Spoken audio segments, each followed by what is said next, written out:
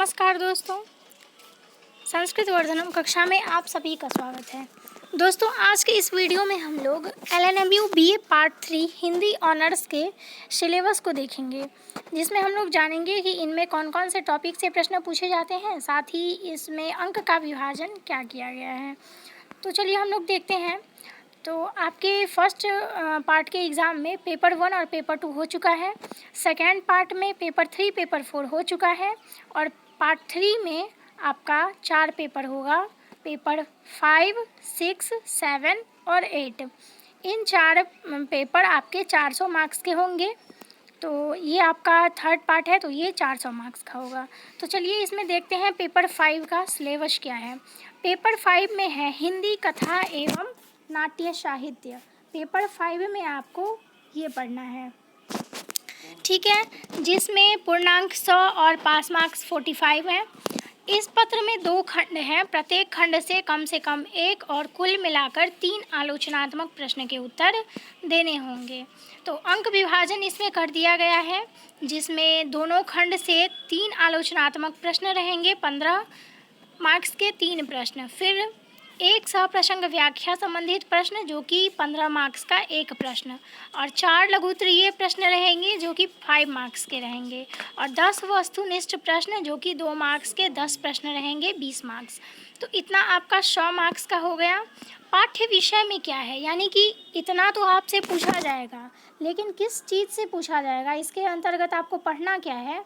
तो पढ़ना है उपन्यास कर्मभूमि, ठीक है, मुंशी प्रेमचंद्र अथवा दिव्या यशपाल, और खंड ख, ये हो गया आपका खंड क से जो पढ़ना है ये, और ये खंड क का। अब खंड ख में आपको नाटक पढ़ना है, ठीक है, चंद्रगुप्त मौर्य, जयशंकर प्रसाद तथा सिंदूर की होली लक्ष्मी नारायण मिश्र, और लघुत्तरीय प्रश्न जो कि 23 कहानियाँ जैनेन्द्र से संबंधित होंगे। तो ये आपका हो गया पेपर 5 का पूरा। पेपर 6 में आइए, तो पेपर 6 में प्रयोजनमूलक हिंदी रहेगा। इस पत्र में 3 खंड होंगे, सभी खंडों में से एक एक प्रश्न के उत्तर अनिवार्य होंगे। अंक विभाजन किया गया है, जिसमें 3 आलोचनात्मक प्रश्न, 20 मार्क्स के 3 प्रश्न और 4 लघुत्तरीय प्रश्न जो कि 5 मार्क्स के 4 प्रश्न, और फिर 10 वस्तुनिष्ठ प्रश्न जो कि 2 मार्क्स के 10 प्रश्न।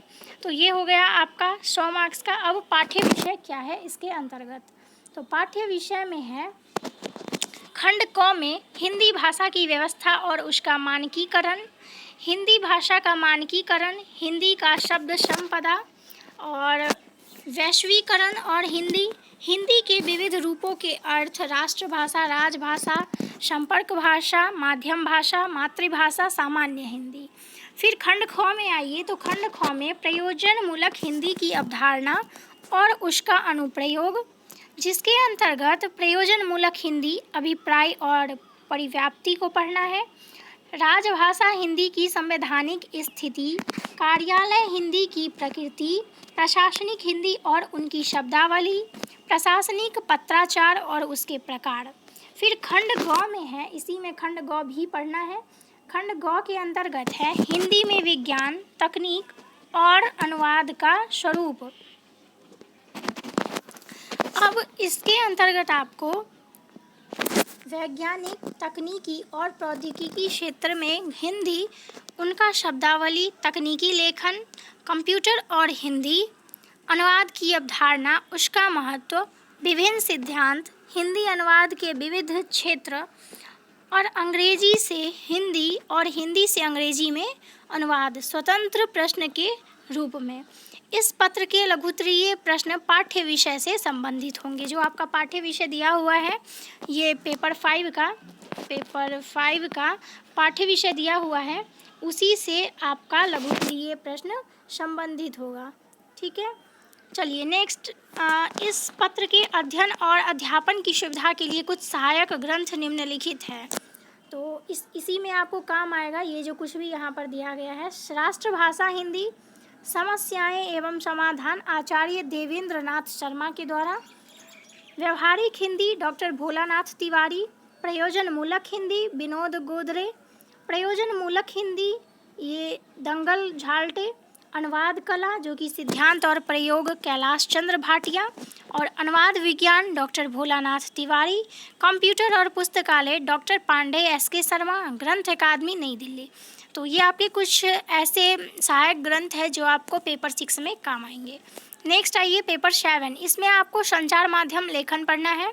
अंक विभाजन कर दिया गया है जिसमें 20 मार्क्स के 3 प्रश्न, 4 मार्क्स के 4 प्रश्न 5 मार्क्स के, और 10 प्रश्न 2 मार्क्स के। तो ये आपका हो गया अंक विभाजन 100 मार्क्स के हो गए। अब चलिए पाठ्य विषय को देखते हैं।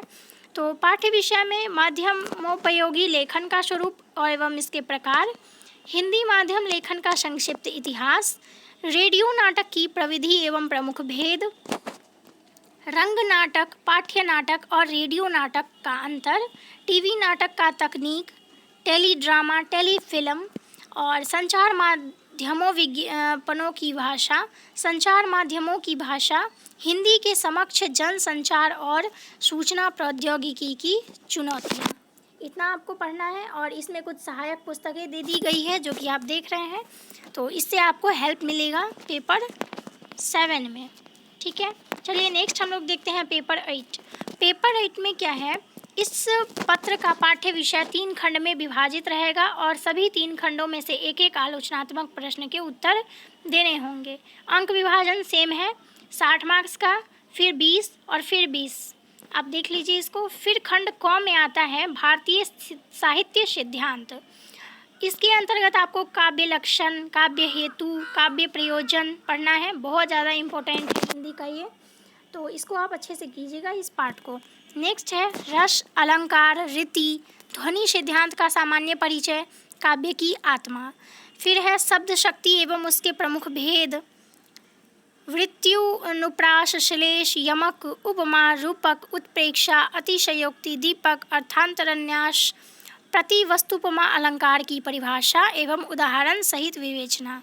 खंड ख में आइए तो पाश्चात्य साहित्यिक चिंतन, जिसके अंतर्गत साहित्य के संबंध में अरस्तु एवं वर्ड्सवर्थ के विचार, प्रमुख सिद्धांत और वाद, अभिजात्यवाद, स्वच्छंदतावाद, मनोविश्लेषवाद, बिंब, प्रतीक, मिथक, इन सबको पढ़ना है। खंड ग में आइए तो प्रमुख हिंदी आलोचक आचार्य रामचंद्र शुक्ल, आचार्य हजारी प्रसाद द्विवेदी, डॉक्टर रामविलास शर्मा के साहित्य संबंधी विचार पढ़ने हैं। और इस पत्र के लघुत्तरीय प्रश्न जो होंगे वो पाठ्य विषय से ही संबंधित होंगे। तो यही आपका था BA part 3 Hindi honours LNMU का सिलेबस, जो कि आशा करती हूँ आप लोगों के लिए यह बहुत ही लाभदायक हुआ होगा सिलेबस को जानने में।